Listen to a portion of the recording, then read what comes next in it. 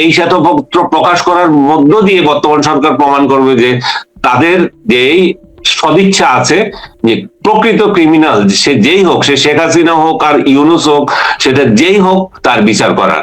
এটা যদি তারা না করতে পারে তাহলে তাদের শাসনও আরেকটা শাসনের মতোই হবে। তাই পুরনো পুরনো শাসনই চলবে, এমন একই একই কায়দায় চলবে। একটা ইউনূসের মতো আরেকটা বিশ্ব বেহায়া এভাবে আবির্ভূত হবে যে আমাদেরকে উদ্ধার করার জন্য, যে হাজার বছরের একেবারে শ্রেষ্ঠ বাঙালি বাংলাদেশে এসেছে যে অবতার, এবং আমরা দেখলাম যে 18 মাসে যে কি করলো, এবং শেষ বেলায় এসে নিজেকে নিজে ভিআইপি ডিক্লেয়ার করে বেহায়া।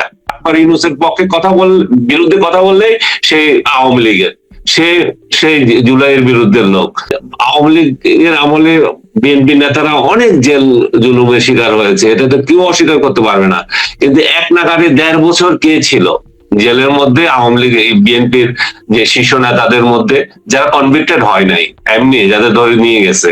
কনভিক্টেড সেটা অন্য বিষয়, বা এমনি ধরে নিয়ে গেলেন, আপনি আমাকে মনের সুখে রেখে দিয়েছেন, আমার বিরুদ্ধে একটা মামলা করেছেন, সেটার জন্য আমাকে 1.5 বছর আমি জেলে আছি। এই যে সংস্কৃতি, এবং আপনি কোন পৃথিবীর কোন দেশে কোন আইন মন্ত্রীর মুখে এটা শুনেছেন যে জামিন কেন দেওয়া হয়? জামিন একটা অধিকার, সেই জামিন কেন দেওয়া হয়? যে আইনমন্ত্রী কথা বলে এবং সে বিচারকদেরকে ভৎসনা করে, যে বিচারকদের প্রতি ক্ষোভ প্রকাশ করে, আপনি দেখেছেন না এগুলা? তো এই যখন এগুলো করে, তখন সেই দেশে আইনের শাসন আর কোথায় থাকে? আমি জানি যে ডক্টর ইউনূস একদিন যদি উপলব্ধি হন, তিনি তখন বলবেন যে হায় আল্লাহ, আমি তো জানি না, এগুলো তো আসিফ যে এটা করেছিল, ওই হায় আল্লাহর উপরেই চলবে। একটার থেকে একটা বড় বাটপারেরা দুইজন। এদের এই বাটপারি শাসনের কারণে ডক্টর ইউনূসের প্রতি আমরা যারা জুলাইকে সমর্থন করেছিলাম, এদের বিশ্বাস হয় না আমি জুলাইকে সমর্থন করেছি। অনেকেরই এদের বিশ্বাস হয় না যে এই লোক আওয়ামী লীগের পক্ষে কথা বলছে। তার মানে কি হচ্ছে যে এরা ধরে নিয়েছে বাটপার ইউনূসের পক্ষে বিরুদ্ধে কথা বললে সে আওয়ামী লীগের, সে সেই জুলাইয়ের বিরুদ্ধের লোক।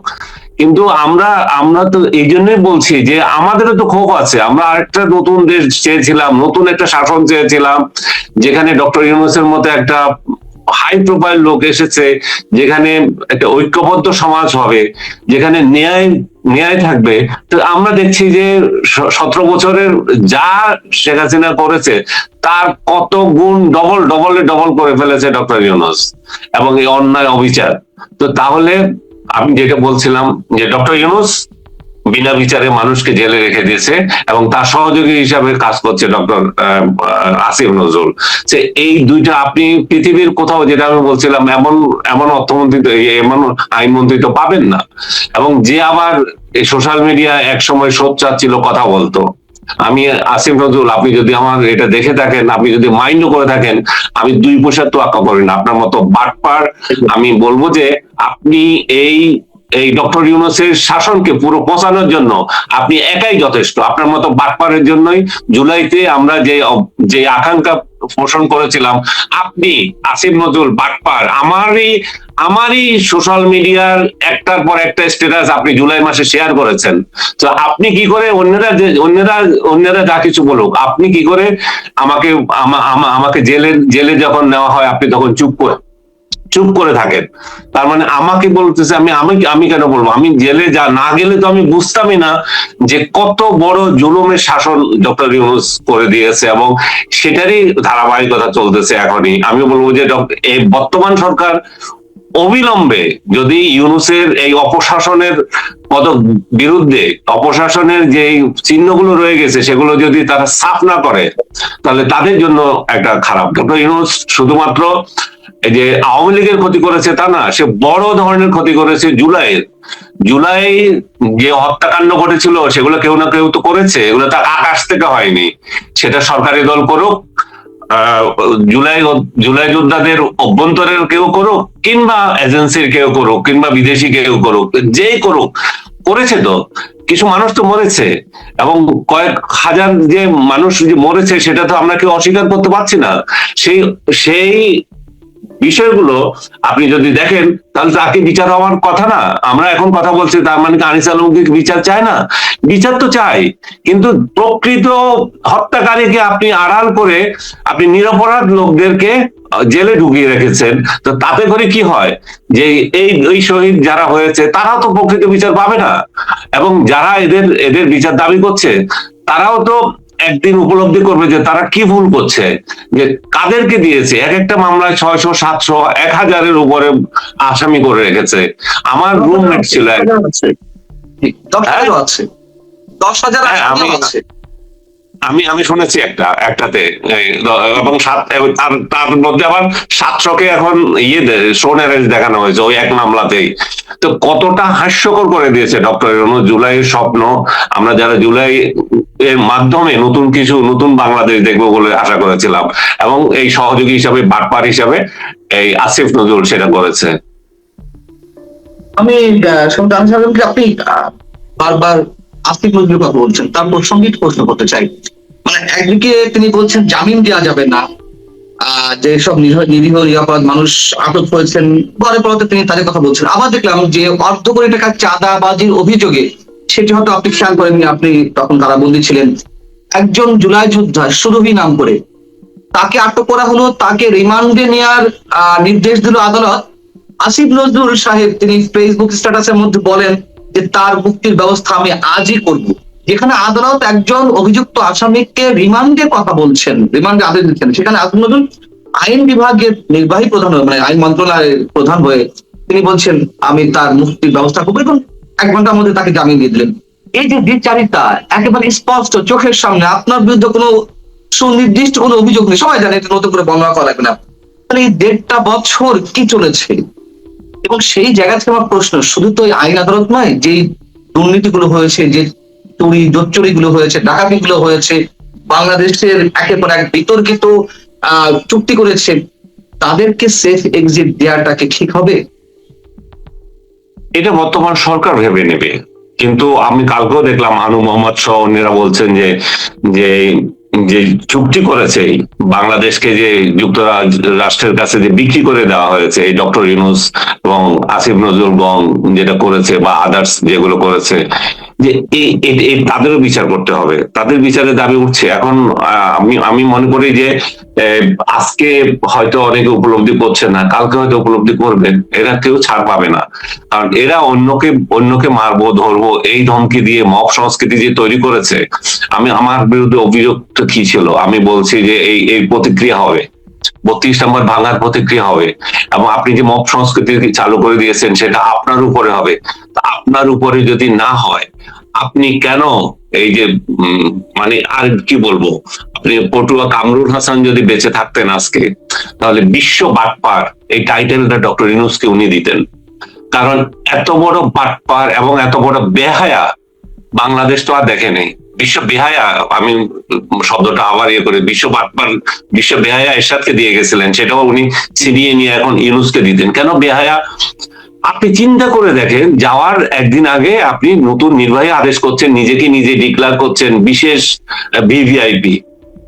বিশ্বের কোথায় এরকম বেহায়াপনা আছে যে নিজে বিশ্ব মানে বিশেষ ব্যক্তি ডিক্লার করে এসএসএফ নিচ্ছে? তো আপনি এমন সুখের দেশ তৈরি করে গেছেন যে নিজে আরো 1 বছর এসএসএফ এর অধীনে থাকার, এসএসএফ এর পাহারায় থাকার চিন্তা করছেন। তো পাহারা ছাড়া আপনি ঢুকেন না, ঢাকা শহরে হাঁটেন না। আপনি তো অন্যদেরকে মব সংস্কৃতি যে চালু করে দিয়েছেন, সেটা তো আমি এখন দেখেছি। এই যে আমি আরেকটা উদাহরণ দেব, বিএসএস এর একজন এমডি, তাকে মব করে বের করে দেওয়া হয়েছে, সে দেখলাম যে ফেসবুকে মবের বিরুদ্ধে লিখেছে। আমি কিন্তু প্রথম বলেছিলাম যে এর থেকে নিকৃষ্ট কোন নিয়োগ বিএসএস এর জীবনে আর হয়নি, কারণ সে একজন রিপোর্টার হতে পারবে না। ডক্টর ইউনূস এবং আসিফ নজরুল এবং এদের বানিয়েছে, বিএসএস এমডি বানিয়েছে। তো তাকে মব করে করে দিয়েছে, তাই সেই মবের বিরুদ্ধে এখন কথা বলছে। কতটা হাস্যকর বলেন! এবং এত অপমানজনক ভাবে তাকে বিদায় নিয়েছে। আমি শুনলাম যে অফিস থেকে যখন পিয়নরা তাকে বের করে দিয়েছে, নিচে এসে ড্রাইভারকে খুঁজতেছে, তখন বলছে তোর ড্রাইভার কি, আবার রিক্সায় যা, তুই কিভাবে যাবি সেভাবে যা। তারপরে এভাবে গিয়েছে। এই অপমানগুলো কেন হচ্ছে? কারণ এই সংস্কৃতিতে এরাই চালু করে দিয়েছে। তার তো এটা হবার কথা ছিল না। কারণ তাকে যদি, আমি মনে করি যে তাকে 3rd ক্লাস নিয়োগ দেওয়া হলো, যে সে যদি তার পরিমিতি ভোট থাকতো, সে আমার বিরুদ্ধে দিনের পর দিন স্ট্যাটাস দিয়ে গেছে। যে এইগুলো হচ্ছে সংস্কৃতি। এই ডাস্টবিন সংস্কৃতি এরা যে চালু করে দিয়েছে, এই ডাস্টবিন সংস্কৃতি, ডাস্টবিনদের পরিণতি এটাই হবে। আরেকজন বিদেশে বসে বসে আমার বিরুদ্ধে বলতো, আপনার বিরুদ্ধেও বলতো, এই যে গোলাম মর্তুজার কথা বলছে, এই গোলাম লেখছে যে জোকারদেরকে ধরা হলে এইটা কি আসে যায়, জোকার আমরা নাকি জোকার। আমরা যারা ওর মিথ্যাচারের প্রতিবাদ করি এবং ভুয়া তথ্যের প্রতিবাদ করি, তারা হয়ে যায় জোকার। তবে এই গোলামটাকে তো রেখে দিয়েছে। আমি বলবো যে গোলামকে মানে জোকারি করবে, ঠিকই আছে, গোলামি করবে, এটাও বোধহয় বর্তমান সরকার বুঝে গেছে যে এই গোলামকে চেঞ্জ করে তো দরকার নাই, ওয়াশিংটনে এই গোলামকে আরো কয়েকদিন রাখি। গোলামটা ওইখান থেকে আবার ঘেউ ঘেউ করবে কিছুক্ষণ। আমি দেখলাম তার একটা লিঙ্ক আমাকে একজনে পাঠিয়েছে, যে সে কি সাধু হয়ে গেছে, এখন সাধু সাধু কথা বলছে।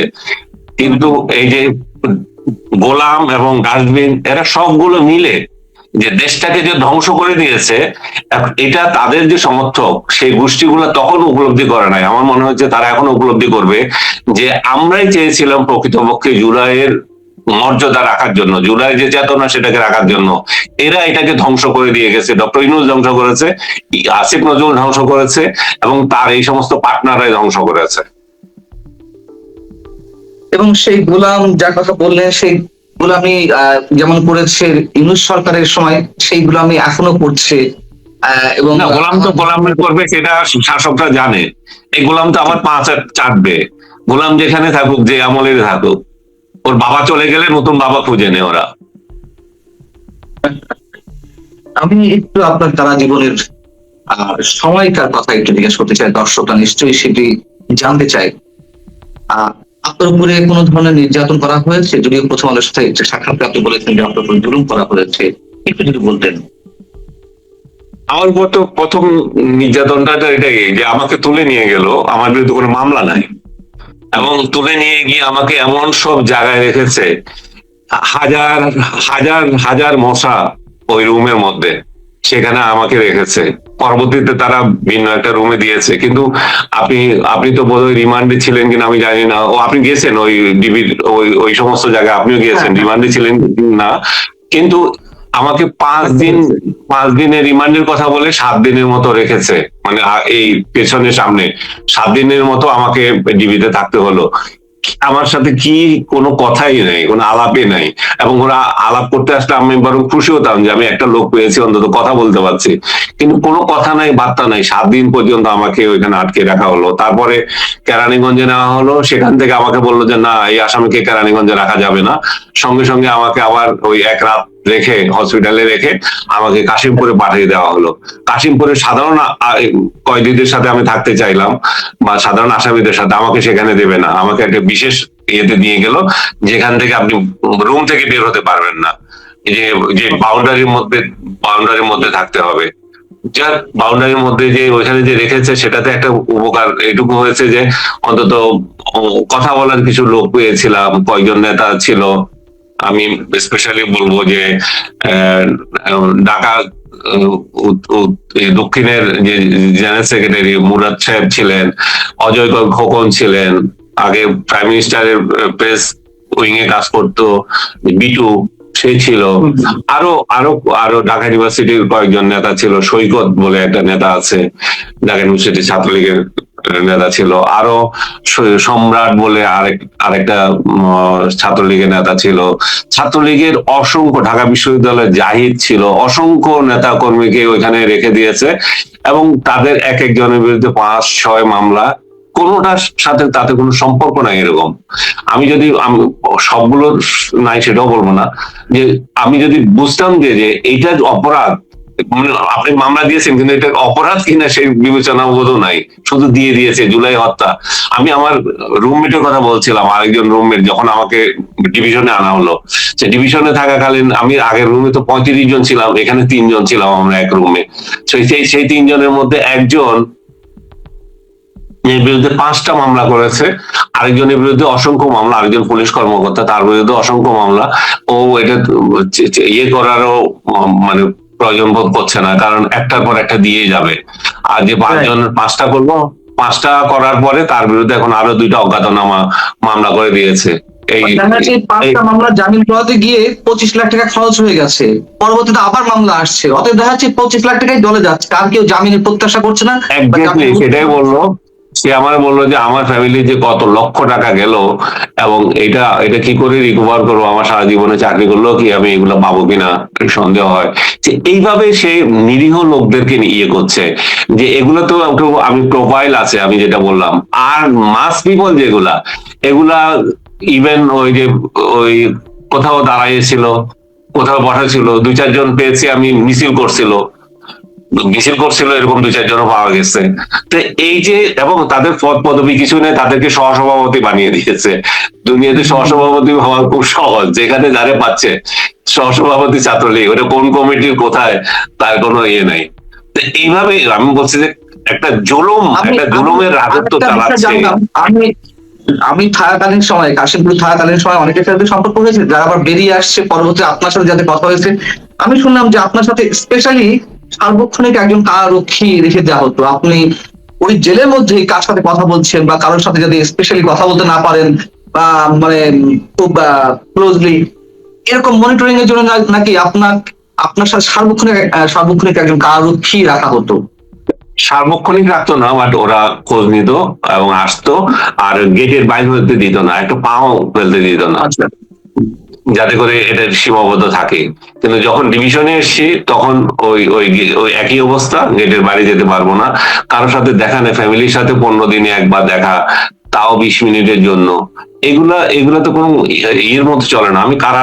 আমি ওইখানে বসেই চিন্তা করছিলাম যে আসলে আমাদের রাজনীতিবিদরা যারা যে যখনই জেলে গেছেন, এই যে মির্জা ফখরুলের কথা আমাকে বারবার বলছিল, অনেকের কথা বলছিল, যে আমাদের অনেক টুকুর কথা বলছিল, রবিউলের কথা বলছিল, যে বলছিলেন যে এরা যখন এখানে চেকেছে তখন তো এরা দেখেছে যে পরিস্থিতিটা গুলো কি, কিন্তু তারা কি বাইরে হয়ে তো এগুলো আবার ঠিক করে না।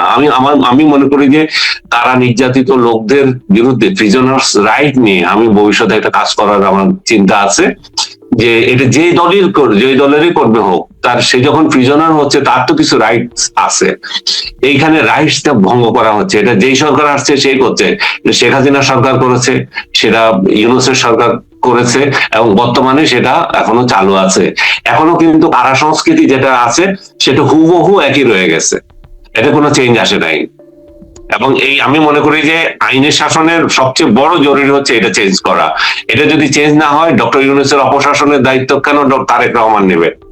তারেক রহমানের সাথে ওই নিরীহ গ্রামবাসীর, ওই নিরীহ একটা ছেলের কি সম্পর্ক? ওর কি অন্যায় করেছে সে তারেক রহমানের? তা তো না। তো তারেক রহমানের সরকার কেন এগুলার দায় দায়িত্ব নেবে? আমি মনে করি যে এটা যেরকম আগে শেখ হাসিনার আমলে যেমন মানে অগণিত মামলা হয়েছিল, সেটাতে রিভিউ করার যে একটা ব্যবস্থা করেছিল, এই সরকারও একটা রিভিউ করার ব্যবস্থা করা উচিত মামলাগুলোর। তাহলে ওরা উপলব্ধি করতে পারবে যে আইনের মাধ্যমে অন্যায় হচ্ছে।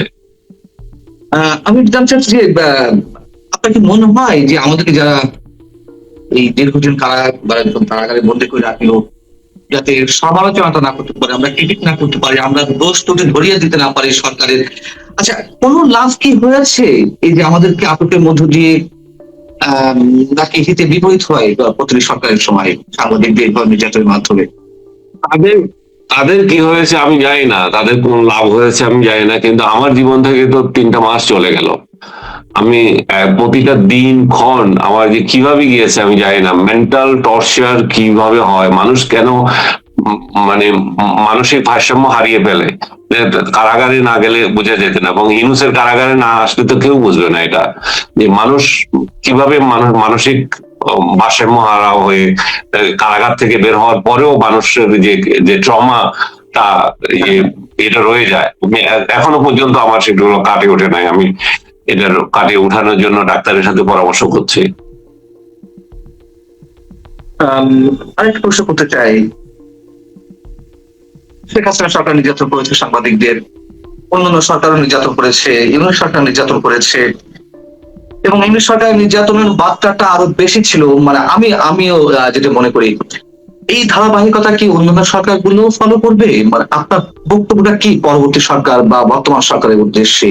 আমরা যারা সাংবাদিকতা করতে চাই আমি একটু ভাববো আমি এটা। বর্তমান সরকারের উদ্দেশ্যে তো আমি বললামই যে ইউনূসের বাটপারি শাসনের ধারাবাহিকতা তারা কেন গ্রহণ করবে? ইউনূস বাটপার যতগুলো অর্ডিন্যান্স করে গেছে, যত কিছু আইন ও বহির্ভূত কাজ করে গেছে, সেটা তো বর্তমান সরকার আপলোড করে না। পার্লামেন্টে তো আমরা সেটা দেখছি। সবকিছু যে ইউনূস যা করে গেছে সব কিছু করবে তা না তো না। তো এই বাটপারের যে বাটপারিটা, সবচেয়ে বড় বাটপারিটা যেটা আইনি জুলুম, সেটা কেন বর্তমান সরকার দায়িত্ব নিতে যাবে? এবং ভবিষ্যতে যে সরকার আসুক, আমি মনে করি না যে এই প্রতিহিংসা নেওয়া মানে উচিত। কিন্তু আপনি তো মানে অলঙ্ঘনীয় কিছু ঘটনা তো ঘটে যায়। আপনি বছরের পর বছর আমাকে নির্যাতন করবেন। আপনি 3টা বছর কিন্তু টাচ করে গেছে এই যাদেরকে জেলে নিয়ে গেছে অনেকের।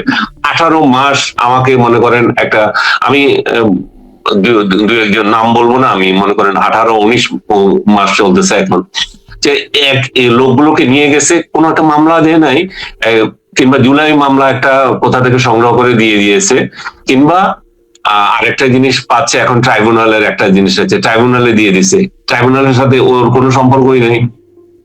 ট্রাইব্যুনাল তো আরেকটা আরেকটা বলবো যে অপশাসনের জন্য দায়ী হবে এই ট্রাইব্যুনাল। আপনি কোন আইনে এর বিচার করছেন? আমি শুনলাম যে সেনার কর্মকর্তারা তাদের নিজস্ব আইনের এখন কথা হচ্ছে, তাহলে অন্যদেরও তো নিজস্ব আইন আছে। সবচেয়ে বড় যে বিষয়টা, আপনি তো পুলিশের কথা ধরেন, পুলিশের তো নিজস্ব আইন আছে। পুলিশকে তো আপনি অধিকার দিয়ে দিয়েছেন এই যে করার জন্য, আপনি আপনার হুকুম মানার জন্য। এখনকার যে পুলিশগুলো আছে, আপনার হুকুম না মানলে তারা চাকরি থাকবে? তো এখন যেটা হচ্ছে, বর্তমান পুলিশের সঙ্গেও যেটা হচ্ছে, তো আগামীতে এরা যখন ক্ষমতায় আসবে, এরাও তো বড় বড় পোস্ট দখল করবে। তখন বলবে যে আমাদেরকে যারা নির্যাতন করেছিল তারা কই, তাদেরকে খুঁজো, তাদেরকে ফসিল খুঁজে এনেও তো তারা নির্যাতন করবে।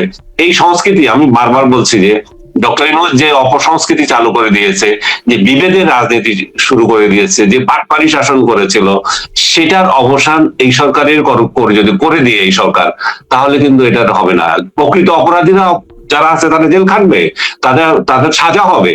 কিন্তু সাজার আগে আপনি আইনের অধিকার দেবেন না, তাদেরকে জামিন দেবেন না, সেটা তো হতে পারে না। আপনি নিশ্চয়ই আরেকটি বিষয় খেয়াল করেছেন, আমি জানি না আপনার চোখে পড়েছে কিনা, আমি যদি দেখেছি যেমন যাকে তাকে ধরে আওয়ামী লীগের পদ পদবি দিয়ে দেওয়া হচ্ছে, ছাত্রলীগ যুবলীগের পদ পদবি দিয়ে দেওয়া হচ্ছে। আবার আন্ডার এজ মানুষদের বা শিশুদেরকে ধরে তাদের বয়স বাড়িয়ে দেওয়া হচ্ছে। যার বয়স 16 বছর তার বয়স দেখা হচ্ছে 18 বছর, 19 বছর, অথচ তারা চা বিক্রেতা, তারা ছাত্র শিক্ষার্থী, তাদেরকে ধরে ধরেও সন্ত্রাস বিরোধী আইনে দিয়ে দেওয়া হচ্ছে। আমি জানি না আপনি এরকম পেয়েছেন কিনা, এটি চরম। না, আমি তো সেটাই বললাম যে পদ দেওয়া হচ্ছে, সহসভাপতি বানিয়ে দেওয়া হচ্ছে। ওই ছেলের সাথে কোনো সম্পর্ক নাই। আমি একটা লোকের দেখেছি, তার বয়স 70-এর মতো, তাকে ছাত্রলীগ বানাইছে। আপনি যেমন ছোট বানাচ্ছে, ওটারও বানাইছে ছাত্রলীগ। 70-এর মতো, ওই যে আমি এখন চ্যালেঞ্জই বলছি, এটা মধুমতি কারাগারে আছে, কাশিমপুর 2-এর মধুমতি ওয়ার্ডে আছে, যে 70 বছর বয়সী একটা লোক, সে ছাত্রলীগ। আবার শিশুদের কথা বলছেন, যে শিশুরও আছে, অনেকগুলো ছাত্রলীগ বানিয়ে দিয়েছে, এবং বেশিরভাগই ছাত্র নেতা, সহসভাপতি, অমুক কমিটির সহসভাপতি। এই সহসভাপতিটা খুব ইজি, এটা দেওয়া যায়, মানে এটা তো টেকনাফ থেকে তেঁতুলিয়া পর্যন্ত লম্বা হয়, তাই দেওয়া হচ্ছে। আমার শেষ প্রশ্ন, ডক্টর ইউনূস যা করে গেছেন, পুরো রুদ্ধশ্বাসের মধ্যে রেখেছিল পুরো জাতিকে 18 মাস ধরে, এবং সেই রুদ্ধশ্বাসের অংশ আপনি, আমিও নিশ্চয় খানিকটা করেছি। কি বিচার হওয়া উচিত? তাদের বিরুদ্ধে কি অ্যাকশন নেওয়া উচিত যদি সত্যি সত্যি জবাবদিহিতামূলক কোনো সরকার হয়ে থাকে বর্তমানে আমাদের যে এটার একটাই উপায়, সেটা হচ্ছে গত 18 মাস যে সে অপশাসন করেছিল তার একটা শ্বেতপত্র তৈরি করা।